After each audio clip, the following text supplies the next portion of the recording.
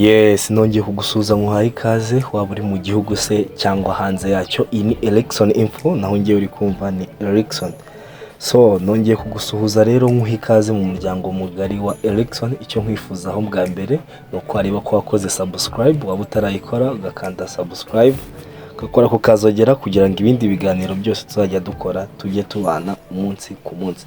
Uyu munsi rero tugiye kuvuga kuri application ya WhatsApp.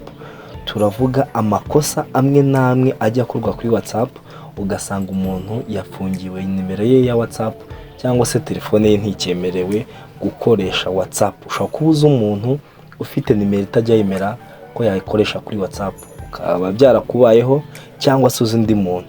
Uyu munsi rero tugiye kurebera amakosa amwe n'amwe abantu bajya bakora batabizi, bagasanga nimero zabo zarahagaritswe kuri WhatsApp, zitakyemerewe gukoresha WhatsApp cyangwa se telefone zabo zitakyemerewe gukoresha WhatsApp. Habaho rero n'amatelefone atajya akoresha WhatsApp kubera ko WhatsApp yahagaritse. Abantu rero bajya bagura amatelefone bakaziyo. Iki ni ikintu bakwiriye kumenya bwa mbere, kuko birashoboka ko ushobora kugura telefone ariko ikaba idakoresha WhatsApp kubera ko yahagaritswe cyangwa se uwayikoreshaga yakoze amakosa, iyo telefone igahagarikwa. Aya ni amakosa rero ushobora kwirinda telefone yawe ndetse na nimero ya telefone ntibihagarikirwe WhatsApp. Ikaze, uyu ni Erikson, ikurikiye ni Erikson Info. Yes, ikosa rya mbere rero zatuma WhatsApp yawe ifungwa. Iri kosa abantu benshi bashobora kuba barikora ariko batabizi, ariko ikosa rya mbere ni ugukora group cyangwa gucreatinga group nyinshi, ndetse abushyize muri group bose bikarangira bayivuyemo cyangwa se hafi ya bose. Iri ni ikosa rero rigaragaza yuko igroupe urimo urakora zishobora kuba zibangamye cyangwa se ari ikibazo kuri rubanda. Uko bikomeza kuba kenshi rero abagenzura WhatsApp ndetse n'imikoreshereze y'uburenganzira bw'abantu ndetse n'amabanga y'abantu, bigaragara yuko ibyo ukora ndetse n'ibyo ukoresha WhatsApp ari ibishyira rubanda nyamwinshi mu kaga, bikarangira rero amagroupe yawe bayavuyemo. Ibi rero bishobora guteza umutekano muke muri benshi, ndetse abashinzwe kugenzura WhatsApp ndetse n'amabanga y'abantu bagatekereza ko nimero yawe ibangamye ku bandi. Iyo nimero yawe rero ikaba yahagarikwa. Irinde rero gukora groupe akenshi zidafite ibisobanuro, ndetse za groupe zatuma abantu benshi bazivamo. By'umwihariko ku bantu bakora groupe ugasanga bahurijemo abantu badafite n'ikintu na kimwe bahuriyeho, bikarangira izo groupe zivuwemo n'abo bantu bakazisiga. Ndetse akenshi hari n'abahita baripotinga kuri WhatsApp bagaragaza ko iyo nimero yabashyize muri groupe batazi kandi babangamiwe. Ibi byirinde rero, wirinde gukora amagroupe menshi adafite igisobanuro. Iri kosa rero rizatuma WhatsApp yawe ihagarikwa cyangwa se nimero ya telefone yawe ifungirwe kongera gukoresha WhatsApp. Byirinde rero, ukomeze ukoresha WhatsApp mu mutuzo ndetse utabangamira abandi.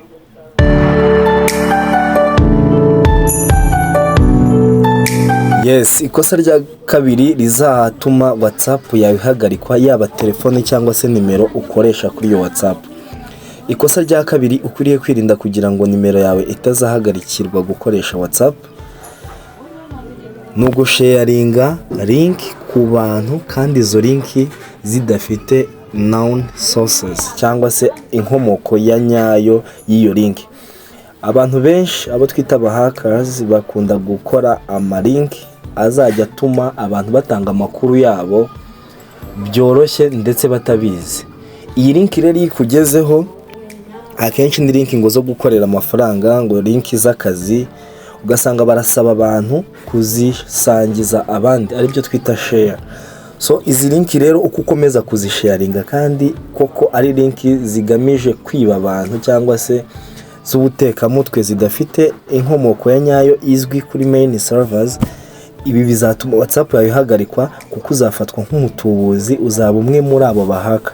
Rero uko abantu benshi bakoresha izo link bibwa ama account yabo ya WhatsApp ndetse bakazikoresha bibwa, abenshi bagatangaza ko bibwe ama email cyangwa se amakuru yabo y'ibanga mu matelefone yabo hakoreshejwe izo link. Mu gihe rero uri umwe mu basharinze cyangwa se mu bakwirakwije izo link, mu gihe iyo link yarezwe ko irimo iriba abantu benshi, nawe nimero yawe izabigenderamo, ndetse na telefone wakoresheje hasharingwa izo link, telefone yawe nayo izafungirwa gukoresha WhatsApp. irinde rero kubona linki zose zitambutse uhita uzihereza abandi utabanje kumenya se koko iyi link aho igera ni ahantu hazima cyangwa iri gufasha abajura kumenya amakuru y'abantu ndetse no kwibwa. Ibi rero WhatsApp niramuka imenye ko izo link ziri gukoreshwa ziba abantu, nimero yawe ya WhatsApp nayo izabigenderamo ndetse na telefone ukoresha ntizongere gukoresha WhatsApp ukundi. Byirinde rero, komeza urinde umutekano wa WhatsApp yawe.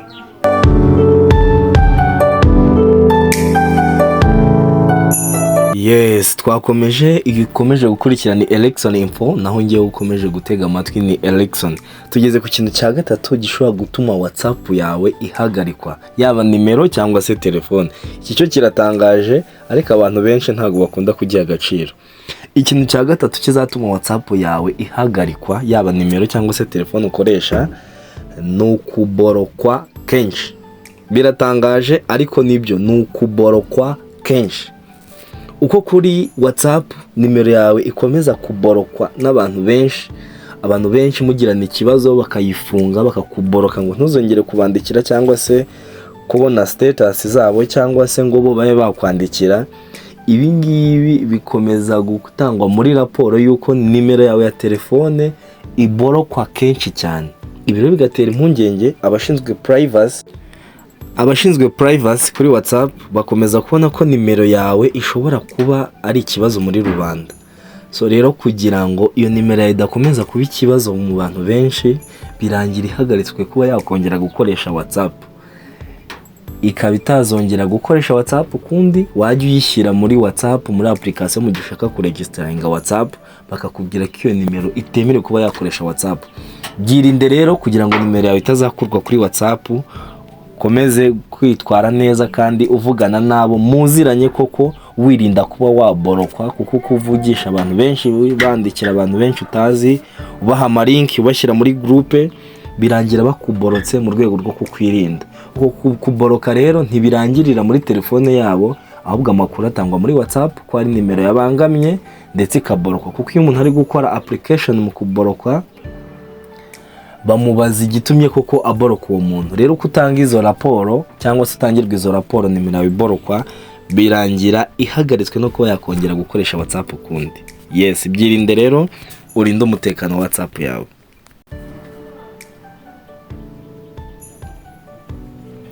Yes, twakomeje n'ikosa rya kane rishobora gutuma WhatsApp yawe ihagarikwa, ibe nimero cyangwa se telefone yawe. So ikosa rya kane, kwandikira abantu benshi badafite nimero yawe. Nkuko tubizi, WhatsApp ni urubuga rwashyiriweho abantu baziranye hagati yabo. Ntabwo ari urubuga rwo gushakiraho abantu cyangwa se inshuti nshyashya.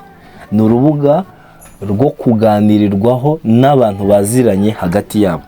Abantu benshi rero bakunda kubyitiranya mu gihe bafite ubutumwa bashaka gusakaza, ugasanga bafashe nimero ndetse n'izo nimero akenshi zikaba zitabazi. Birashoboka ntago kwandikira umuntu afite nimero yawe kuri WhatsApp ari ikibazo, ariko uko bikomeza kuba byinshi cyangwa se bigakorwa kuri benshi, bigaragara nk'ikibazo ndetse ko ushobora kuba uri kubangama.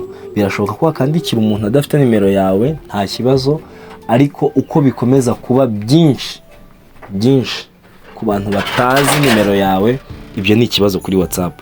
Irinde rero kwandikira ndetse no gutanga amalink cyangwa se kumenyesha ubutumwa bwawe ku manimero menshi aba atakuzi. Irinde rero iri kosa, kuko WhatsApp bigaragara ko watangiye kubangamira umutekano w'abantu ndetse ushobora kuba uri kwinjira amabanga y'abantu, kuko wakandikira umuntu umwe, babiri, 10 utazi, ariko batangiye kugera muri 50, 100, utangiye kuboherereza ibintu, amanimero yawe ntayo bafite, ufite nimero zabo gusa ariko wowe badafite izawe. Ibi rero bigaragaza nko kubangamira umutekano w'abandi, ndetse bigatuma WhatsApp yawe bijyanye n'izindi record ufite bihurirana, bikaba byatuma telefone yawe ifungirwa gukoresha WhatsApp, ndetse na nimero yawe ya telefone ikaba yafungirwa WhatsApp, ntizongere gukoresha WhatsApp ukundi. Irindira ikosa rero, urinde umutekano ya nimero yawe ndetse na telefone yawe kuri WhatsApp. Yes.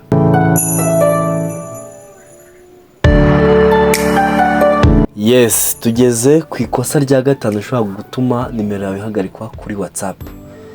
Gusa mbere yuko dukomeza, ndagira ngo nkwibutse niba utarakora subscribe kuri Erikson Info kugira ngo kande subscribe ndetse na notification, kandi niba iki kiganiro hari byinshi wasanzemo byafasha bagenzi bawe kugira ngo ukore share nabo babashe kuba babona iki kiganiro. Ikosa rya gatanu rero rishobora gutuma WhatsApp yawe ifungwa ni ugukoresha izindi application zitari za WhatsApp y'umwimerere. Iyo tuvuze WhatsApp y'umwimerere, hari WhatsApp icururizwa kuri Play Store ndetse no kuri App Store. So iyo ugiye rero ku ruhande ngo wabonye ka WhatsApp business, ngo wabonye ka GB, izi ni imbuga ziri ku ruhande zitazwi inkomoko yazo neza, ari byo bituma nimero yijanditse kuri izi mbuga cyangwa se kuri izi application birangira WhatsApp ya nyayo izihagaritse. Ugasanga umuntu ntagikoresha WhatsApp, nimero ye ngo ntikemera WhatsApp kubera ko yagiye akoresha izi mbuga kenshi. Zirinde rero, irinde imbuga zitari za WhatsApp za nyazo, za application zoherejwe ku ma Bluetooth, ngo baguhaye application ngo kuri Bluetooth, ngo DJ yaguhaye application. Izi mbuga zitemewe cyangwa se zitazwi inkomoko yazo zishobora gutuma WhatsApp ihagarika nimero yawe kuba utazongera kwikoresha ukundi.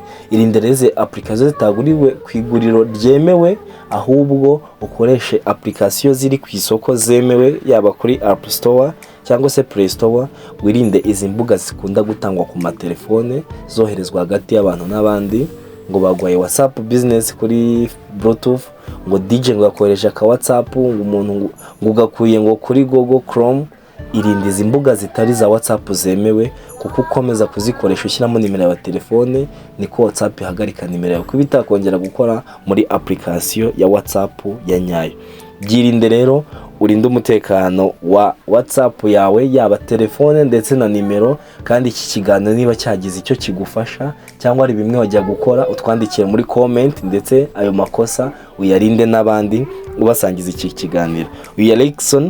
Iyi ni Erikson Info, turabashimiye.